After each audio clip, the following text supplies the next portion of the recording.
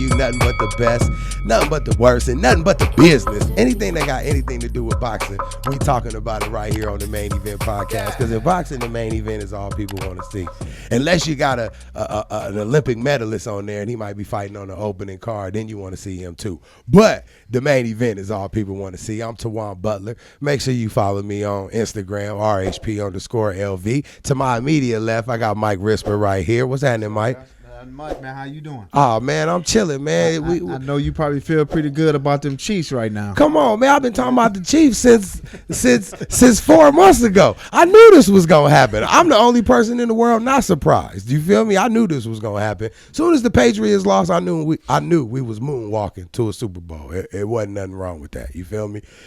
But let's introduce the two guests we got in the studio right now, because when you talking about boxing, these two guys right here, they something to be reckoned with in the sport of boxing. Indeed. To my immediate right, I got nobody other than the name of BJ Flores. And if you don't know, the man is a heavyweight fighter.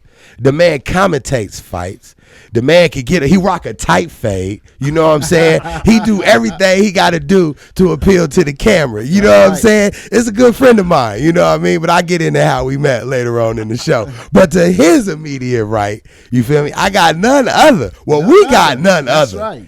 Then the homeboy, I'm going to call him a homeboy because we're going to be friends after this. He can't leave us behind. You know what I'm saying? Right. He got to take us with him. All the way up. He got to take us with him. But I got Joe, the Juggernaut Joyce is in the building. What's happening with y'all, man? How y'all doing? What's up, Joyce? Good to be here. Energy good. Oh, man, I hear the accent. Baby, where the accent come from? I know where it come from, but where the accent come from? It's a London thing. London? South London. Oh, man, you know we got a lot of questions for you, man. Yes, we gonna holler at BJ real quick if you don't mind, champ. You know what I mean? no Give you a worries, minute no to worries. kick your feet up, relax. We know you got a big fight coming up April 11th. We gonna get to all that. But BJ, man, thank you for coming through, bro. I appreciate that. Yeah, thanks for man. having me on. I appreciate it. And you guys, I've been watching you guys for a little bit, and that right? it's good to finally be here. So, Oh, man, appreciate that, BJ, for sure. It mean a lot coming from you, man. You've been in the sport a long time, boxing-wise and commentating-wise. So the fact that you even give us that prop like that, man, it means a lot to us Really here at the Main appreciate Event it. Podcast. Like and subscribe on YouTube, baby, all the time. But, BJ, if you don't mind, man, just run down your amateur record and what made you pro and all that good stuff, and then we'll dive in all that sweet, juicy stuff right after. I had my first fight when I was 9 years old. My amateur record was 120-11. Oh, wow. And I was on the U.S. national team for 3 years, so I got to fight Germany, Korea, France, Switzerland, Australia, China, Korea, as all as a member of Team USA. And I was, to be honest with you, I lost in the 2000 Olympic trials. Okay. I was 20 years old, and I got the bronze medal. And I pretty much thought my life was over when I was 20 years old and I didn't make the Olympic team. I lost to Olympian Orlando Anderson at 178. I moved up to 201 the next year. I won the U.S. Championships and the U.S. Challenge 2001, won the U.S. Championships, U.S. Challenge 2002, and then I turned pro in 2003 after I won all 8 of my international fights that year. So turned pro, 34-4 as a professional, and just trying to do my thing. Obviously at cruiserweight, I had like all my big fights at cruiserweight, and then I've had some other ones at heavyweight. No real big ones, I wouldn't say, except for the Trevor Bryan fight. But my big fights are at cruiserweight, and that's kind of where I'm at right now. Any title shots? Yeah, I fought for 3 world titles. Mm-hmm. Wow, that's good. It's you got to, and I'm going to tell everybody something like, when you fight for a world title, if you're fighting in another country, you just better knock them out. Period. And, Period. Yeah, It's easy. It's easy. That's what you got to do. You know what I mean? knock them out. Well, we know you knocking people out, man. You know what I'm saying? That's cheating, man. You over there knocking everybody out. But still, on the world level, when you get to the world level, What's the problem, man? Right, yeah, exactly. Just knock them out, go back on the plane home. You know what I mean? But hey, BJ, man, I gotta know, man, Yeah, because tell when we met, man, I did a little research on you, bro, and then I just gotta know this, man. This is the Main Event Podcast. Make sure y'all like and Bring it, subscribe man. on Let's go. YouTube. What? I gotta know, how in the heck did you end up working with Jake Paul for his fight on the Dancing on the Zone app? How'd you fall into that situation? That's a funny story. So one of my good friends, Armani, he has been working with Jake Paul for the last 2 years. Okay. And Shane Mosley and Jake were up in Big Bear for the last 2 months. Shane had a family vacation that his wife absolutely would not let him get out of. They had a plan for like almost a year and a half where they're going to Europe with the kids and everything. And there was a little time where Shane wasn't there with Jake, and Armani called me up and said, "Hey, BJ, will you come down to Big Bear and spar with Jake?" And I'm like, "You want me to spar with Jake?" I'm thinking to myself, you know what I mean? I'm like, yeah, he's beating up all his sparring partners. We come, I was like, all right. I mean, fine, I'll go down there and do it. I have been inactive. I haven't done anything for like 8 months. But I was like, okay, I'll go down there. So we spar a couple times.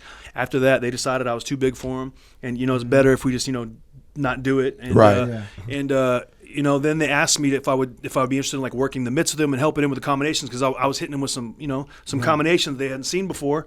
And I said, we can teach him all those things and have him doing all those things. And so I started working the mitts with him and helping him out on the mitts. And he told his trainers and everybody, they're like, man, I want BJ around for the entire camp because I'm getting better. My job is like Shane does the advice in the corner and I do the mitts. I help him with his technique, his fundamentals, to punch the right way to get his body and his legs and his punches. Right. And I just drill him on that, and I'm on him. I mean, I don't let anything go. I mean, I don't care what level he comes from. He's doing it the right way, or else we're doing it again. Right, exactly. Yeah. Now, for people that don't know who Jake Paul is, just let them know. YouTuber, right? Yeah. Him and KSI, right? They fought. Remember, that was the fight we was talking about. That was Logan Paul. Logan Paul. I'm sorry, Logan Paul. Okay, and that's his brother, right? Yep. Logan is his older brother. He's got 17.9 million Instagram followers. Jake's got 14 million Instagram followers. So they're kind of like A-list celebrities, even though they're, you know what I mean? It's like these kids have been doing videos that people watch all over the country for years. And when he first said he wanted to fight, everyone's like, come on, man. But I'm telling you right now, when he got up to Big Bear, me and Shane were like, look, bro, this is how we're going to do it. That's the only way. So, you're going to get focused. You're going to be serious. And he was. He did every single thing we asked him, and he showed it on the fight. He went out there and starched Gib out, which, is nothing special. But still, he did what he had to do in less than a round. So you got to give him credit. Got to give him credit. Man, that's crazy, man, how you can go from, the record you got in boxing and then to switch it over. I mean, I hate to leave that subject behind, but there's so much more I want to talk to you about. But let's dive into this next subject right here. Tell me how you went from boxing to commentating. I actually had a big fight with a guy named the Dingling Man, Darnell Wilson, in 2008. Believe it or not, he said he got the nickname for reasons outside of boxing. Those were his exact words. He dabbled in the adult industry for a little bit. Word on the street. Okay. But anyways, so he was on a nice little knockout streak. He had 5 knockouts in a row on ESPN, and his promoter called me up and said, "Look, we're doing a cruiserweight card. You're a top cruiserweight. You're 20-0. Obviously, the Dingling Man's going to be the main event. But we want you to be the co-main event and come fight. And we're going to have 2 good cruiserweights on the same card." And I said, can't even listen what you saying that like that. So let me finish the story. I'm sorry. I'm trying to have a straight face. My dig-a-lig. Right. That's crazy, bro. All right, go ahead. I'm sorry. Then he goes, he's like, "We're going to get you an opponent. We're going to put you guys on the same card." I was like, "Well, wait a second. Well, who's he fighting?" And they're like, we're trying to get someone to fight him right now. I said, well, make it for his USBA title. Make it for his number 2 world ranking. I was rated like number 14 by the IBF at the time. Make it for his USBA title, his number 2 world ranking, and give me this money, and I'll take it. He was like, man, no problem. He sent me over the contract that same day, and then we had a fight. Right. So, the next 2 months, everyone was talking, oh, BJ's going to get knocked out. There's no chance. I was 20-0. I had a lot of belief in myself, but I really had never been tested. And he was the test. And I went in and fought him in his hometown of Dover, Delaware, at the Dover Downs Racetrack Casino over there. Beat him 12-round decision, 118, 110, 117, 111. And then after that, ESPN called me in the studio they said, wow, that was a great win. We'd love to have you in the studio to talk about the fight and everything. And so the next 2 weeks the 2 weeks after when they brought me in the studio, all the fights were knockouts. Everything. So then we had a bunch of time to fill in the studio, Brian Kenny and me. So we just talked and went a lot of stuff off script. And after the show, the producer offered me a job. Wow. That's how I got it. Yeah, crazy. That's nice. Man, that's beautiful, bro. Now that job, you done obviously did some stuff for Showbox. No, right? I did NBC. I did ESPN for 3 years and NBC for 6 years. Yep. NBC for 6 years. A couple on Fox. And then when we first got to meet, I've been knowing your name for a long time because I dibbled and dabbled in the business myself. But I actually got to meet you on the job site in New Mexico when you were commentating the fight for Impact TV, man. Speak about that and how you landed that job from Impact, man. No, Steve had been telling me for months he was going to get this new boxing thing going and everything, and I was like, okay. Me and Steve have always been cool,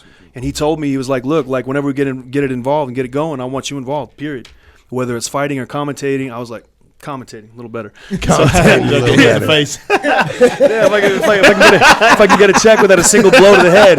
Me and my good friend David always talk about anytime you can make any money without taking a blow to the head, it's good. So it's good money. It's a win-win. It's a win-win, exactly. So the commentating is they slid me in there, and that was it. Man, you know, you slid in there, man. You had a handsome co-host with you, man, out there, man. You know what I'm saying? Yeah, David was pretty good. He said David was pretty good. Hey, yeah, David, what's up with you, brother? Shout out to you, man. We had a good time doing that, man. But no, that's when I met you, bro, and I learned a lot from you. I was happy enough to be able to commentate that fight with you. You know what I'm saying? Yep. And I can say that, man. I'm tooting my own horn. I thought I did a pretty good job, but when you got somebody right here that's been doing it for a long time to constantly give you advice, I mean, you helped me go over my lines. Right. You feel me? Right before that, you did nothing but school me. Yep. Like, look, man, this is how you got to do it. Right. This, and this, and I'm gonna forever make sure you got a job, man, doing this. Just do it this way, and you good. Yep. Man, I appreciate that, dog. You got anything to ask BJ, man? That's the man sitting wow. right See here. him learning. Did you see that? Let's see. No, I wouldn't go like that. I'm sorry. Nah, he know I never leave him hanging. No, He ain't leave me hanging, man. This is the homie. Yep. But before we jump to Joe, I want to know, how did you meet this heavyweight specimen over there, man? How you meet Joe? It's really funny. I actually I did the Olympics for NBC for the 2016 Olympics, calling all the American fights.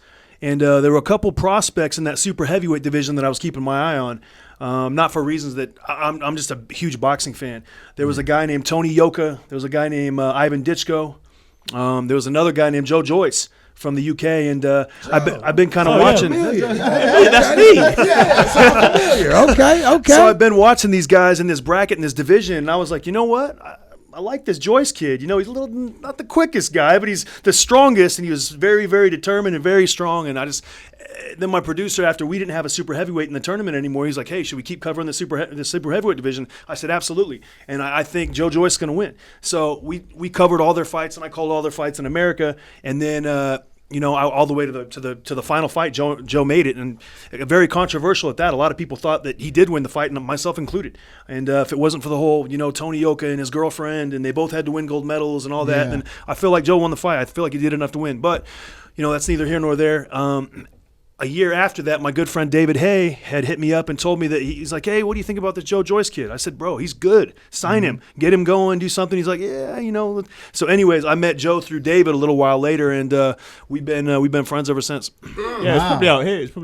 It's in LA or something. Yeah, something like that. I forget where, but no, I met you before LA. I met you. It was in London. It could have been. He was in London. Yeah, Park Plaza. I think it was the Park Plaza. Yeah. Right when you were getting ready to turn pro and all that, and I met you there. And then I'd kept my eye on Joe the entire time because I always thought he was a great prospect, and I felt like he could just move right from the amateurs right into high level opposition without going through all the easy fights. Right. He could just go right to the big ones, which is exactly what he's done. Yeah. So he's 10-0, and he's already got a huge opportunity for a domestic clash against the other biggest name in the UK besides besides Anthony Joshua. It's Daniel DeBo. So he's got a big, massive fight on his hands. Man, that's a great alley-oop to Joe. Go ahead. Tell us a little bit about you. For those of us that don't know or, that's just now hearing about you, kind of bring them up to speed and how you got to be who you are. Yeah, so from the top, I did the ABA. I started real late. I started 22. And I was going to ask you about that. Yeah, I joined Elsfield, where Frank Bruno started as well, and worked my way up, won the ABAs twice, got in the GB squad, and then obviously boxed all around the world on there, and did a bit of WSB, qualified for Olympic Games and World that. Series and, of boxing. So I've been around in the amateur circuit, won everything, won every one of the major medals, the Europeans, the Worlds. You name it. So I just got all them medals, and then obviously turned pro, and I was wondering who to go with, and met BJ and David Hay and that, and I thought he would really be a good spokesperson for me, and he gave me a really good start, and that's where I met Salas, and got things going good. and that. So I've and then he kind of retired, and then I moved on to Abel Sanchez. Came back here. I did my first camp. My first two camps were in Vegas, actually. Funny enough. Really? Yeah. Oh, okay. So Okay. I'm like a local. Local now, yeah. It's like 702 phone number. Right, hey, man. Well, now that you a local, you got to come get a fade from the local barbers. You know what I'm You saying? set me up. 320 South Rainbow, baby. Okay. Suite 111, the barber company. Yo, man, we going to hook you up, Chad. We going to have you looking right. But we jumped ahead. I did have a question for you. That age 22 when you started boxing, a lot of fighters put on the gloves when they're younger. You know what I mean? And excuse me, I'm getting over a cold. But what made you decide you wanted to start boxing at the age of 22?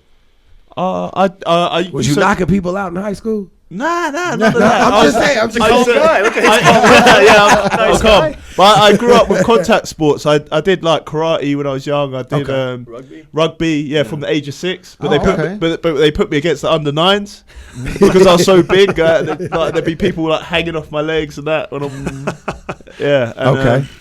Man, did a bit of swimming, bit of athletics, but then I was getting bored of that, so I just wanted to like join a proper boxing gym.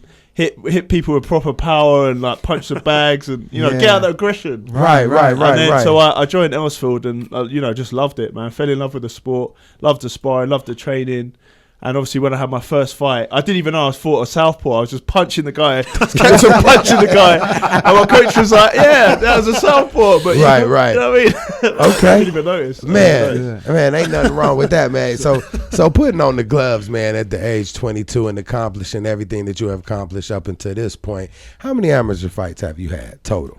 Probably like about 100. 100 amateur fights. 100, because there's a lot. 14 WSB fights, which are like pro five rounds. Yep. Okay, yeah, because there's a lot of fighters, man, who got a lot of amateur fights, but they will not like take that leap to go pro because they got that dream of hitting the Olympics and making a name for themselves in the Olympics. Yeah, knowing that if they place and get a medal, their pro debut will pay a little more than the regular and it's pro a lot easier because you're like you don't have to like go around hustling like I've got 200 tickets to sell and you know what I mean going around door to door to like do you want tickets and that like it's you a lot win that easier. medal, It cuts all that out. You're just like they're online, buy them. Out exactly. Now. Yeah, exactly. So you get that medal, you automatically in. You get that good payday, got a platform and everything. You come in winning like Oscar De La Hoya or Floyd Mayweather or something like that. You ain't got to worry about scrounging for the $1,000 pro debut for a rounder. You come in getting your money off top. Yeah, man, that's a beautiful thing, man. So take me.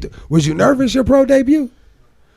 I mean, I don't know. I was excited, nervous, and after a medal, after a medal, after you get that silver medal, it's like for my pro debut. Yeah, was you nervous taking that step? I'm never nervous. I'm never nervous. Well, obviously I've got a job to do. I've got my opponent. I've got there's tactics going in there. What I need to work on and. It's obviously going to hit me at some point, but who cares? I'm going to get that win. You know what I mean? So right now you at a real pivotal point in your career. Do you think you would be here this fast? Because this next fight, you win this fight, that will kind of catapult you up the it's the a ranks. big breakout fight. Yeah. So I'm fired up. I'm good to go for this fight. Gonna put everything in the gym and just smash this guy up.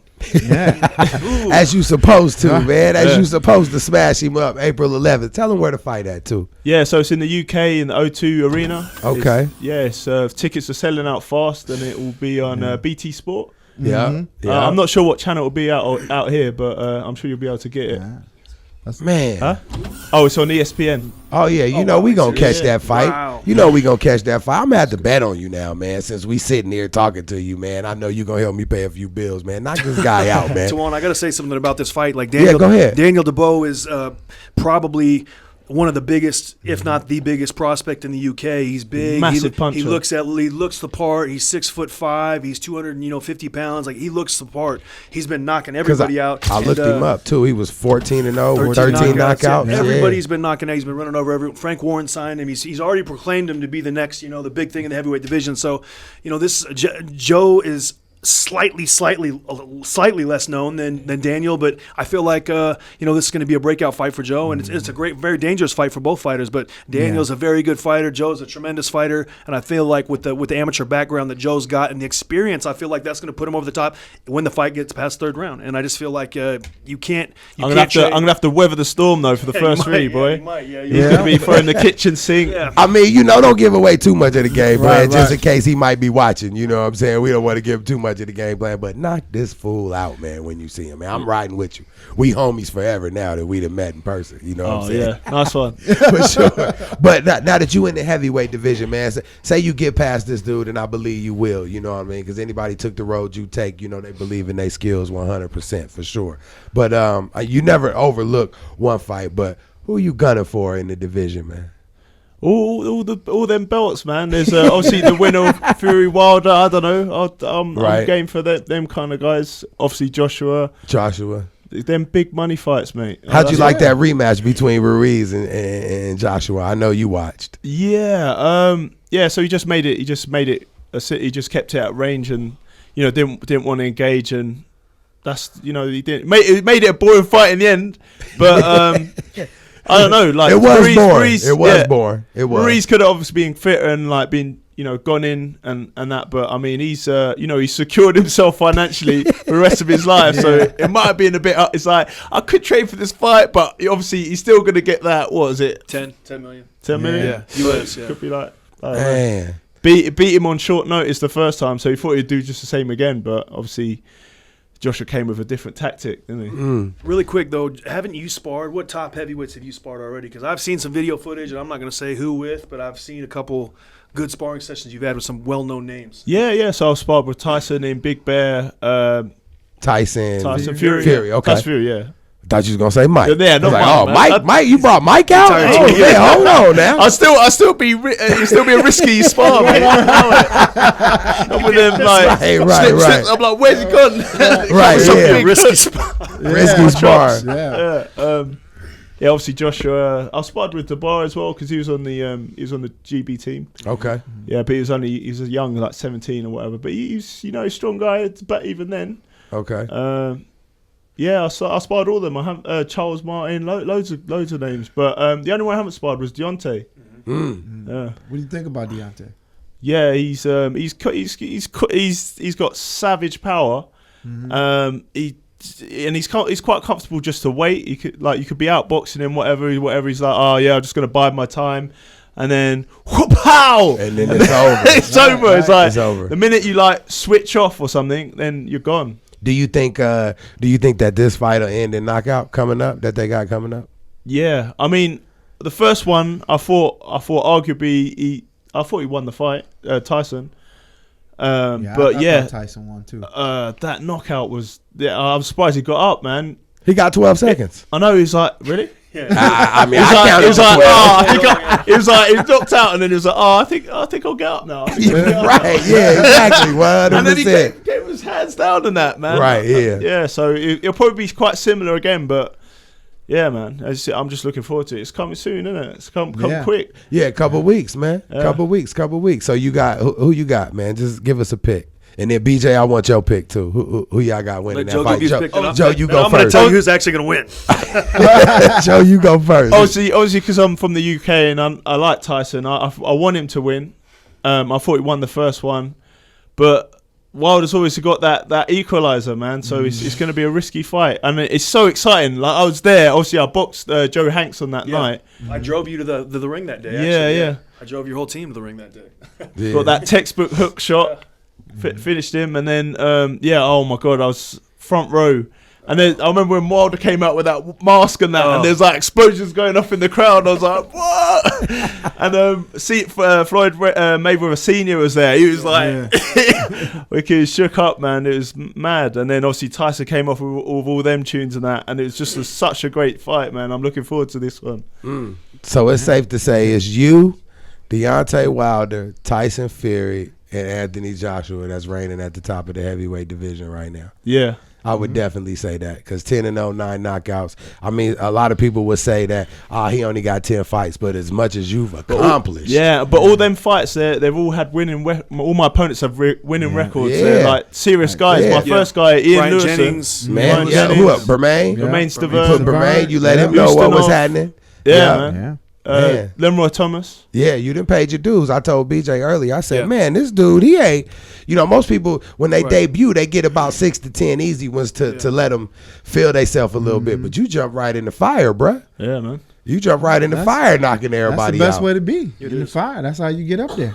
Man, that's skill to pay the bills. And will. Right there. And will. Skill will to pay the bills. You know what I'm saying? Who gonna win the fight? Deontay Wilder's going to win the fight. Knockout? Look where we're at. All right, it's going to happen. I'm telling you right now. He's going to go at him. He's going to go at him faster this time than he did last time. I feel like Tyson threw him off. Does, yeah. Yeah, Tyson threw him off. Deontay's very good in rematches, and I feel like Deontay knows that Tyson can't hurt him, even though Tyson can really still hurt him, even though the punches didn't look hard. He can still hurt him, but I think Deontay's going to come up with a little less. Just he's not going to be he's not going to be slow to come in. So I feel like he's going to get the job done earlier. But Tyson could win a decision, no question about it. Tyson will not win by knockout, but he could win a decision. He could win. I don't see it really going to decision. Me personally, like one thing, me and Mike, we kind of disagree to agree when we on the show. We don't never agree, but sometimes we do agree. Okay. Would you agree? He ain't gonna not agree just because I said that, right? Give him a chance, man. Right, but we always say that Deontay Wilder's boxing style is not the type of style that win rounds. No. He don't win rounds at all. You know what I'm saying? So he almost has to catch Ortiz. Yeah. Ortiz has win every single round. Right, that's what I'm saying. And then when Wilder's like, look, there's an opening. Pow! That's what I'm saying. So see the if he spray off his head. Right, so if he gets behind on the card, he going to have to knock him out. I don't see Deontay Wilder winning the first 3 rounds. I don't know. I think he might step it up a little earlier. And then look what he did with Dominic Brazil, too. It took Anthony Joshua, 7-8 rounds to knock him out. The second Deontay Wilder touched him, it was over. It wasn't even close. So it wasn't even close. Knockout of the year. Tyson will have to, it would be so switched on for the whole fight to win it. 100%. One mistake, that's it. That's it. So now we got 2 minutes left. Okay. And I just want to say that anybody that don't know who Joyce is, look him up, watch his fight, support him. It's coming up. His biggest fight is coming up. This fight right here. April 11th. I believe that he's going to knock this guy out, but it's going to change his life in the boxing arena. So follow him up. And if you got anybody that you want to give a shout out to, do it now. Yeah, just Sam over there. Is he going to step Sam, up? what up, baby? What up, baby? I know all the people back home. For sure. Shout out to... Yeah, man. And then BJ, you the same, man. If there's anybody you want to shout out, man, and anything, you gotta give a shout out to everybody while we here. I want to shout out Sam, and then the other 168-pound fighter that we have over here. Joe, maybe you could tell us about him really quick. Oh, Lerone Richards. Yeah, he's fighting for a WBC silver belt on his next fight against a very, very tough guy. And, okay. He's in town, and Sam for coming in, and that's it. So. All right, for sure. Well, this is the Main Event Podcast, baby. Make sure you like and subscribe on YouTube as we be back. I got BJ Flores, Joe the Juggernaut Joyce over there. He knocking everybody out April 11th, man. Follow that boy. It's going down.